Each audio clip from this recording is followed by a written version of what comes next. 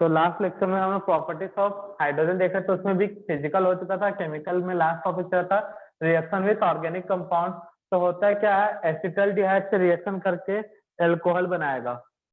Acetone के साथ भी रिएक्शन करके किसका फॉर्मेशन होगा, एल्कोहल। फॉर्मूला क्या है यहाँ पे, जो एल्कोहल बनता है ये आपको याद रखना पड़ेगा बच्चा, CH2OH।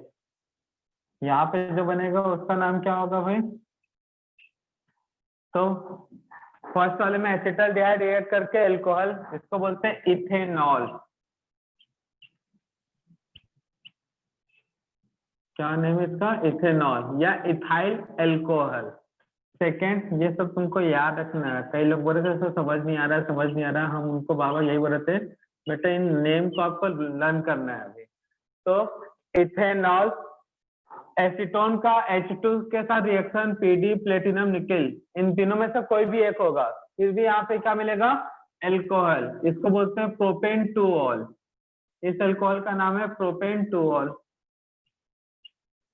ये नेम कैसे लिखा जाता है इसके लिए पूरे एक चैप्टर है ऑर्गेनिक केमिस्ट्री में, वहां बता देगा IUPAC नोमेनक्लेचर में। प्रोपेन टू ऑल, यहाँ पे ये बॉन्ड ब्रेक होगा, दो हाइड्रोजन एक एक इक्वली डिस्ट्रीब्यूट कर दो। तो इसको एक मिला तो ये हो जाएगा 3, ये 2 को 1 और मिल गया तो 3, तो इसे बोला जाता है इथेन। यहाँ पे ये 2 टाइम्स यूज होगा, 2 बॉन्ड ब्रेक होगा, बचेगा सिंगल बॉन्ड। अब होगा क्या, 4 हाइड्रोजन है, 2 इधर जाएगा, 2 इस साइड जाएगा, 2 राइट 2 लेफ्ट, मतलब यहाँ भी क्या मिलेगा, इथेन। यही बताना चाह रहे थे प्रीवियस लेक्चर में, लास्ट में नेटवर्क इश्यू के कारण नहीं हो पाया था। तो रिएक्शन विथ ऑर्गेनिक कंपाउंड, तो H2 का रिएक्शन PD प्लेटिनम और निकल के प्रेजेंस में कराओगे तो एल्डिहाइड से एल्कोहल, एसिटल्डिहाइड से एल्कोहल, एसीटोन से भी एल्कोहल, लेकिन यहाँ पे फर्क है, ये इथेनॉल और ये प्रोपेनॉल। इथीन से मतलब एल्किन से एल्केन, इथेन। वैसे एसिटिलीन या इथाइन से इथेन, ये बनता है। तो इसको बोला गया था नोट करने के लिए। तो इतना सब कोई नोट कर लिए थे ना भाई, हमने ग्रुप में मैसेज किया था। तो कंपाउंड ऑफ हाइड्रोजन जो इस चैप्टर में दिया उसको डिस्कस करना है। ऐसे बहुत सारे कंपाउंड होंगे, लेकिन जो इस चैप्टर में दिया उसको डिस्कस करना है। तो कंपाउंड ऑफ हाइड्रोजन में वाटर, दूसरा H2O2। कोई नेम बता सकता है बच्चा H2O2 का? Sir hydrogen peroxide. Hydrogen peroxide.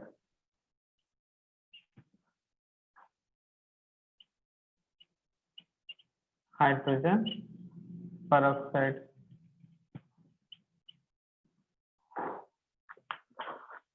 तो पहले वाटर के बारे में डिस्कस करेंगे बच्चा लोग हम लोग।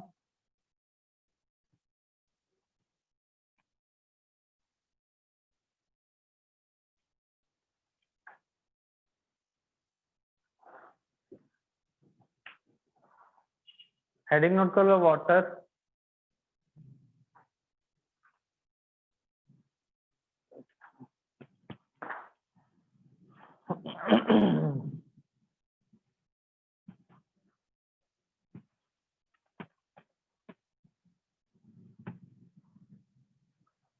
हेडिंग नोट कर लो, water.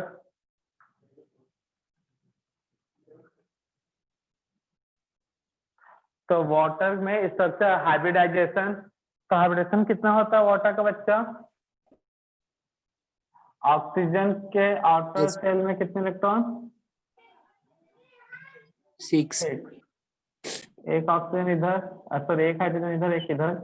Sigma bond loan pair कितने, 2 बॉन्ड पेयर 2 लोन पेयर।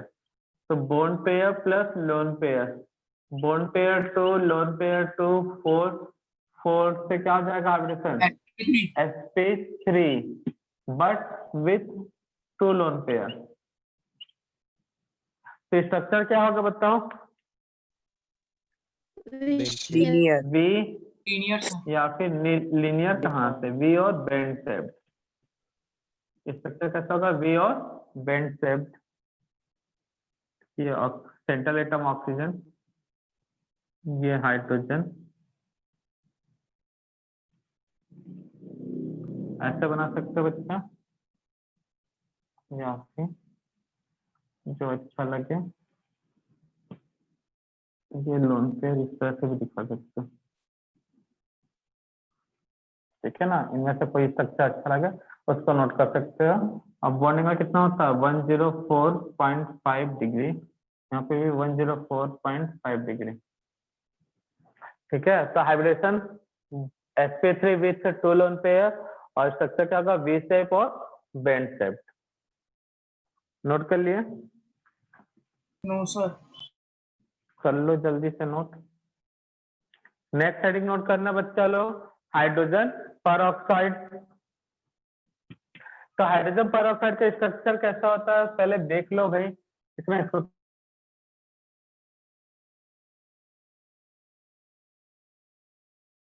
थोड़ा सा याद रखना कि उसका हाइब्रिडेशन कैसा होता चलेगा। वो परऑक्साइड स्ट्रक्चर देखो भाई पहले, तो इसको बोलते हैं ओपन बुक लाइक स्ट्रक्चर। कैसा बोला जाता है इसको? Open book like structure. तो नोट भी कर सकते हो, the structure of the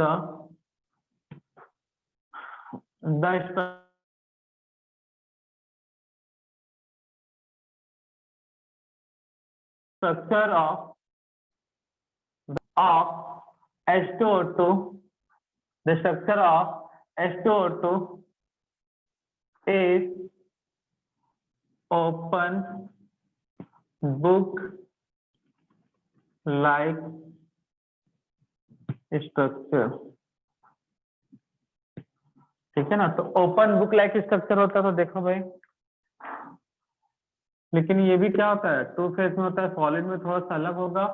book open book like he होगा, बट सॉलिड में थोड़ा सा अलग होगा बॉन्ड एंगल और गैसियस फेज में अलग। इसको दो कर लेते हैं, ए in gaseous phase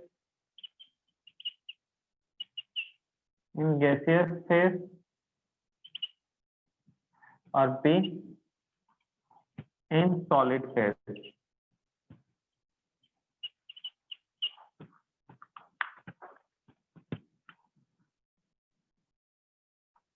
structure draw कर देते हैं पहले।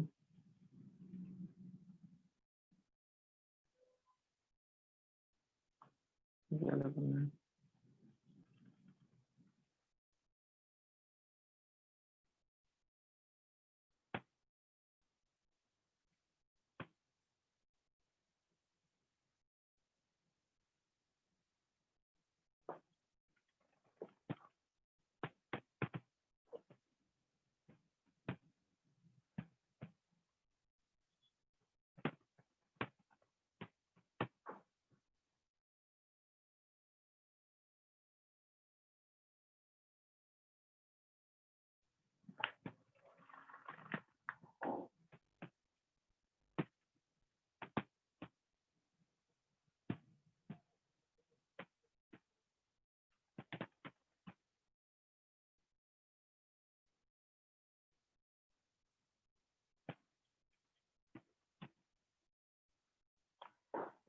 तो ओपन बुक लाइक स्ट्रक्चर है भाई, तो ये ऐसे कर देते हैं। तो बुक जैसा कुछ दिख रहा है, ओपन बुक जैसा दिख रहा है कि नहीं?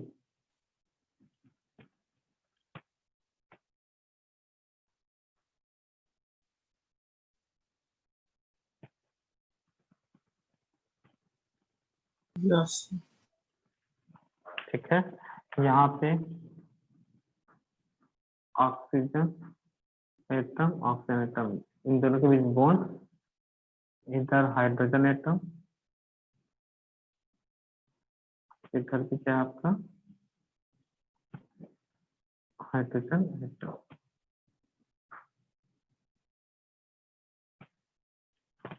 ये हो गया भाई ओपन बुक लाइक स्ट्रक्चर, ठीक है ना। तो ये इसको बोलते हैं, ये बुक और ये बुक के पेज के बीच का एंगल, ठीक है, ये अलग होता है। ये बॉन्ड लेंथ भी लिख लेते हैं भाई, इसको बोलते हैं dihedral angle, dihedral angle. तो dihedral angle length length of O bond, length of which bond?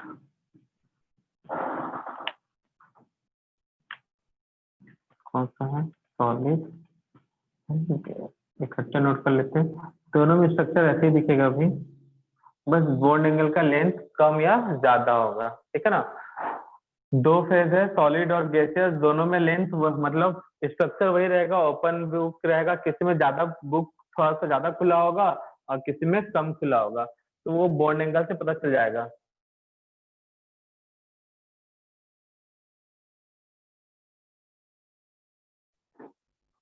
तो बॉन्ड एंगल कितना है? हम डायहेड्रल एंगल सॉलिड, ये जहां तक होता है सॉलिड में 90 डिग्री, गैसियस में 115, गैसियस में थोड़ा सा ज्यादा,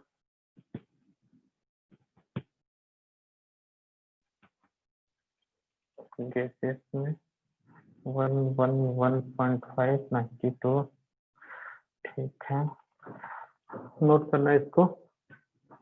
और क्या था? Length of bond O 147, 145, 195, 98।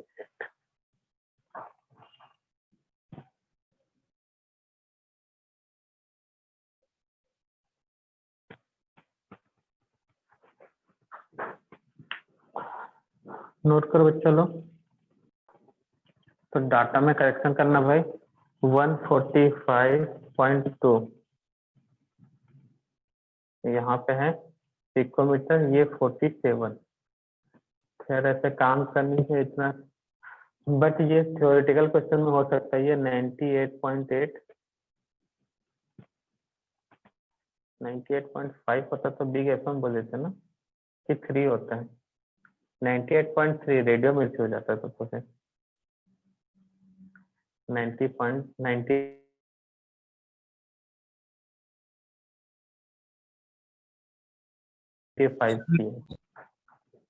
Note down कर। तो दोनों में इसी टाइप का स्ट्रक्चर रहेगा या फिर एक दूसरा स्ट्रक्चर भी ड्रॉ कर देते हैं हम। चलो ड्रॉ कर।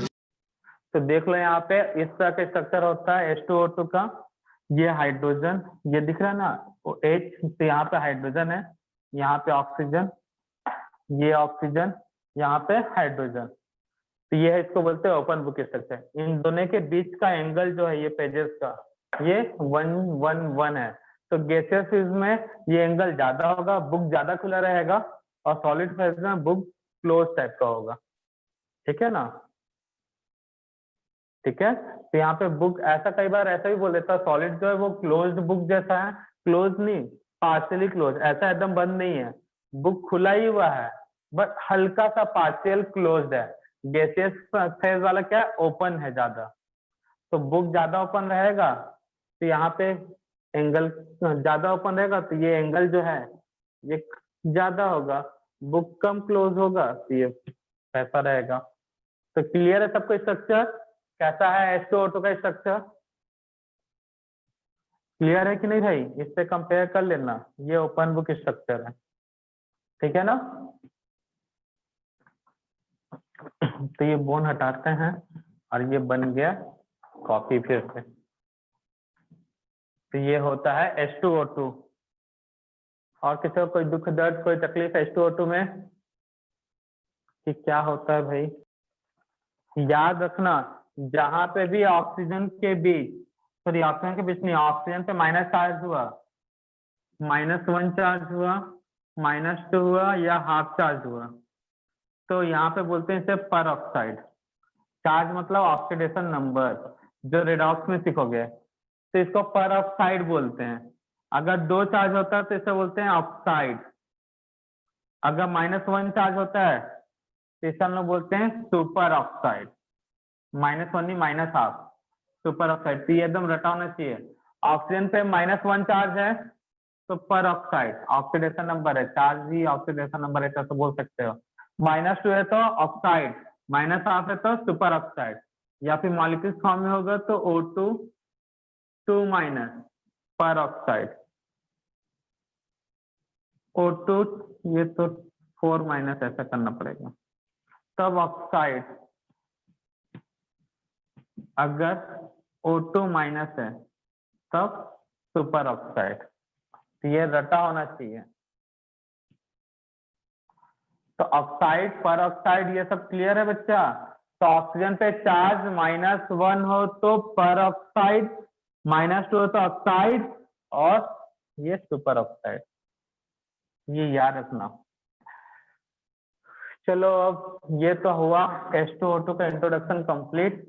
वाटर भी देख लिए हम लोग स्ट्रक्चर, आगे कंटिन्यू करते हैं।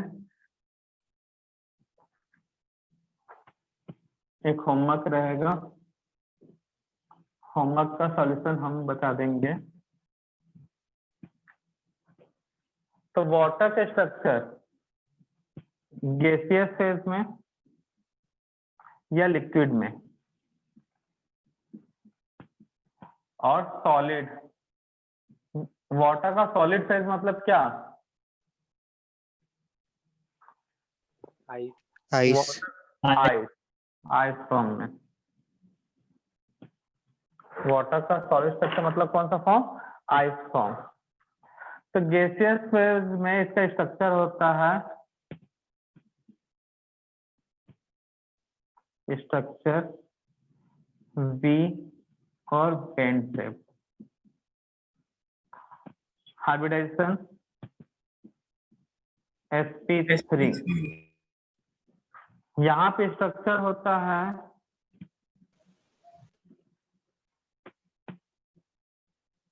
टेट्राहेड्रल। हाइब्रिडेशन जो होता है वो होता है sp3। क्यों होता है देख लो भाई।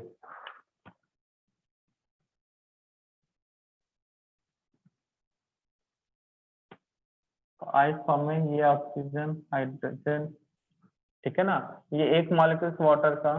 इस तरह से आइस फेज में वाटर का मॉलिक्यूल दूर दूर होंगे या पास पास होंगे? सॉलिड फेज मतलब आइस फेज में पास पास पास पास होंगे ना भाई। और इसके पास 2 लोन पेयर भी है भाई। एक्चुअल में टेट्राहेड्रल स्ट्रक्चर कैसा होता है? बीच में सेंट्रल एटम इस तरह से, यही होता है ना। तो यहाँ पे सेंट्रल एटम कौन सा है? ऑक्सीजन। ये वी शेप, ये लोन पेयर था, ठीक है ना। चलो इसको ऐसे कर लेते हैं, ये वी शेप स्ट्रक्चर, इधर से एक लोन पेयर, यहाँ पे लोन पेयर। तो यहाँ पे क्या होता है, ये फिर से बॉन्ड बना लेते हैं दूसरे वाटर के मॉलिक्यूल के साथ। ऐसे कहीं भी ले जाओ, वी शेप दिखना चाहिए बस। इस तरह से फिर यहाँ से भी एक वाटर मॉलिक्यूल आएगा ऐसे, ओ एच। डॉटेड वाला लाइन लोन पेयर वाला था, ठीक है ना। टेट्राहेड्रल, यहाँ से भी ऐसे टेट्राहेड्रल दिखा दो ऐसे, तो ये टेट्राहेड्रल। तो इस तरह से आगे बढ़ते जाएगा ये चेन पूरा, ठीक है। ये आगे चेन पूरा बढ़ते जाएगा। कई लोग को हो सकता है अब तकलीफ, बोलेंगे सर ये क्या हो रहा है करके। रुक जाओ थोड़ा सा, सब पता चलेगा।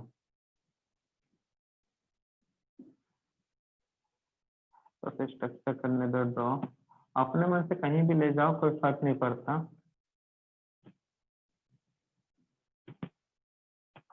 इस तरह से वो पूरा एक केज लाइक स्ट्रक्चर बनाएगा। तो ये एक वाटर का मॉलिक्यूल्स है, ये दूसरा वाटर का मॉलिक्यूल्स है। बुक से अच्छे से देख लेना, ये डॉटेड लाइन वाला है। ये एक थर्ड वाटर मॉलिक्यूल्स है, 4 5 6 7। तो ये वाटर के मॉलिक्यूल्स क्या होते हैं भाई? सॉलिड फेज में बहुत ज्यादा क्लोज हो जाएंगे। क्लोज होने के कारण यहाँ पे हाइड्रोजन बॉन्डिंग स्ट्रॉन्ग हो जाता है। तो ये बॉन्ड जो था पहले partial attraction, hydrogen bond actual में है क्या? Partial attraction. वो अट्रैक्शन पार्शियल ना होकर अब क्या हो जाएगा? प्राइमरी टाइप का स्ट्रॉन्ग हो जाएगा। तो यहाँ पे जो स्ट्रक्चर है जस्ट लाइक होगा टेट्राहाइड्रल। यहाँ पे स्ट्रक्चर पहले जो वी शेप था एक्चुअल में वो डेवलप हो जाएगा टेट्राहाइड्रल स्ट्रक्चर में। किसमें डेवलप हो जाएगा? वो टेट्राहेड्रल। तो भैया टेट्राहेड्रल के ऊपर स्ट्रक्चर को अगर जमाते जाओगे तो बताओ एक लाइन से फिक्स हो पाएगा क्या? इसके ऊपर अच्छे से मतलब अरेंज कर सकते हो, जैसे ये सिंगल प्लेट वाला स्ट्रक्चर है, इसके ऊपर दूसरा प्लेट, जैसे ये लाइन स्ट्रक्चर, तो इसके ऊपर दूसरा लाइन खींच दो, तीसरा, एकदम पैरेलल दिखेगा कि नहीं दिखेगा? सिस्टमेटिक वे में दिखेगा। बट टेट्राहेड्रल को एक के ऊपर एक फेंकते जाओ तो वो फिक्स होते जाएगा क्या? एक बढ़िया से अरेंज हो पाएगा क्या? बताओ, थोड़ा सा कॉमन सेंस यूज सर। करो भाई। एक कोई लंबा सा रॉड है, उसके ऊपर एक के ऊपर जमा करते जाओगे वो हो जाएगा कि नहीं हो जाएगा? बट टेट्राहेड्रल जो टेढ़ा मेढ़ा स्ट्रक्चर है, उसके एक ऊपर एक गांसते जाओगे, भीड़ लगाते जाओगे उसका, तो उतना अच्छे से अरेंज हो पाएगा क्या? No sir. नो। क्लियर है? तो डेंसिटी किसमें ज्यादा होगा? वेल अरेंज स्ट्रक्चर में, या फिर इस तरह से जो मतलब रेंडम स्ट्रक्चर उसमें डेंसिटी ज्यादा होगा? Arrange structure. जितना ज्यादा क्लोज होंगे पार्टिकल, डेंसिटी उतना ज्यादा होगा। और टेट्राहेड्रल स्ट्रक्चर में क्या, पार्टिकल में क्लोजनेस कम हो जा रहा है, तो वहां पे उतना ज्यादा अरेंजमेंट अच्छा नहीं है, डेंसिटी कम। तो लिक्विड फॉर्म जो होता है, ये देखो ये वी शेप है, वाटर का लिक्विड फॉर्म कैसा होता है? V shape. तो बताओ वी टाइप का रॉड, उसके ऊपर वी टाइप का रॉड, उसके वी टाइप का रॉड, अच्छे से अरेंज हो जाएगा कि नहीं हो जाएगा? ये वाटर का वी स्ट्रक्चर है, तो इसको अच्छे से अरेंज कर सकते हो कि नहीं कर सकते बच्चा? कर सकते हो कि नहीं, बोलो? हो रहा है ना? अगर यही आइस फॉर्म में होगा तो स्ट्रक्चर क्या जगह टेढ़ा मेढ़ा इस तरह से अरेंज होते जाए, यहाँ पे ऑक्सीजन इधर दिख ना रहा, कितना जाल टाइप का बन रहा है, दिख रहा है कि नहीं दिख रहा है भाई? बट यहाँ पे वी शेप में कोई दिक्कत हो रहा था क्या? नो तो सर। इसके कारण डेंसिटी वाला कॉन्सेप्ट आता है। तो वाटर कैसा स्ट्रक्चर है? अगर आइस का फॉर्म देखा जाए, पहले अगर मैं उसका कर लेता लिक्विड वाला और गैसियस वाला, तो इसमें वाटर के मॉलिक्यूल्स आराम से अरेंज होते हैं, ठीक है, छोटा बड़ा नहीं है। लेकिन यही जब ये था किसमें, लिक्विड एंड गैस इसके लिए, लेकिन जब यही बना लेता आइस, तो देखो भैया आइस बनाते समय क्या हो जाता है, कितने मॉलिक्यूल्स हैं? 1 2 3 4 5, यहाँ पे 1 2 3 4 5 6 7, चलो 2 और बना लेते हैं। तो बताओ किसमें ज्यादा डेंसिटी एरिया आएगा? डेंसिटी किसका हाई होगा? गैस मतलब बी या ए में, किसका डेंसिटी ज्यादा होगा? Sir B. बी में, क्योंकि वेल अरेंज है। जितना पास पास होंगे डेंस हाईली डेंस एरिया, मतलब क्या, एक जगह बहुत ज्यादा भीड़, उसको हाईली डेंस एरिया बोलते हैं। जहाँ पे भीड़ कम तो उसको क्या बोलते हैं? लो डेंस एरिया। तो भैया डेंसिटी आइस का कम हो जाता है किससे? वाटर से। और जिसको वाटर पे वही चीज फ्लो करता है जिसका डेंसिटी वाटर से क्या हो, कम। तो एक क्वेश्चन आता है ना भाई, वाटर का ही दोनों फॉर्म है, लिक्विड वाटर, आइस वाटर पे फ्लोट होता है, जबकि वो तो एक तरह से H2O he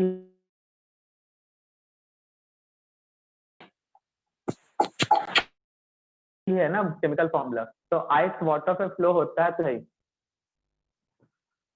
how can explain ice float on the surface of water? तो एक्सप्लेनेशन क्या दोगे इसका?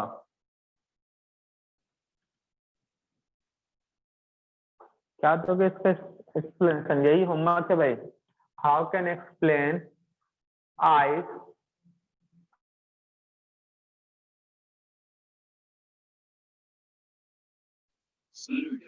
Float on the surface of water? Explanation क्या होगा?